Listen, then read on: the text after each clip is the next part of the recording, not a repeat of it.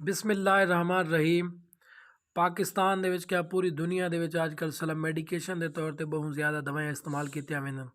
खासकर पाकिस्तान से बहुत ज़्यादा सला मेडिकेशन थी गई है। दवाएं इतने ज़्यादा महंगियां थी गई कि मरीज़ डॉक्टर को चेक कराने तो बगैर ही खुद वेंदे स्टोर तो घेन ते गुजारा कर गिंदे।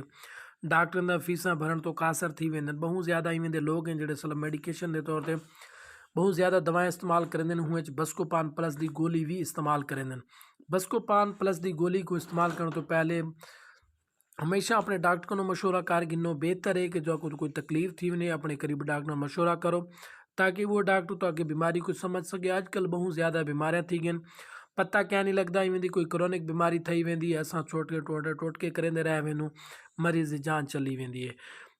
बस्कोपान प्लस की गोली दे फायदे की गाल की वने तो बस्कोपान प्लस की गोली के बहुत ज़्यादा फायदे ने। अजकल जिमें देहात के एरिया के मैडिकल की सहूलत बहुत घट ही वजह तो हर लोग जड़न अपने घर के पैनाडोल बस्कोपान कई किस्म दी गोलियां रखी खड़े उन्होंने।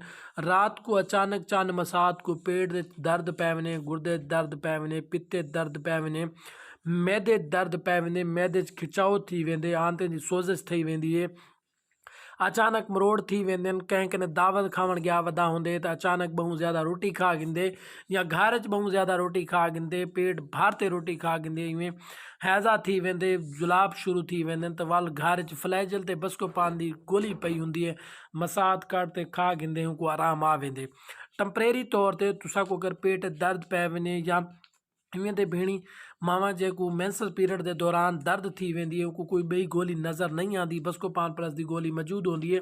वो बस्कोपान प्लस की टैबलेट खा गिंदे उन्हें को टंपरेरी तौर पर आरजी तौर पर बीमारी को आराम आ वेंदे। ही सूरत बस्कोपान प्लस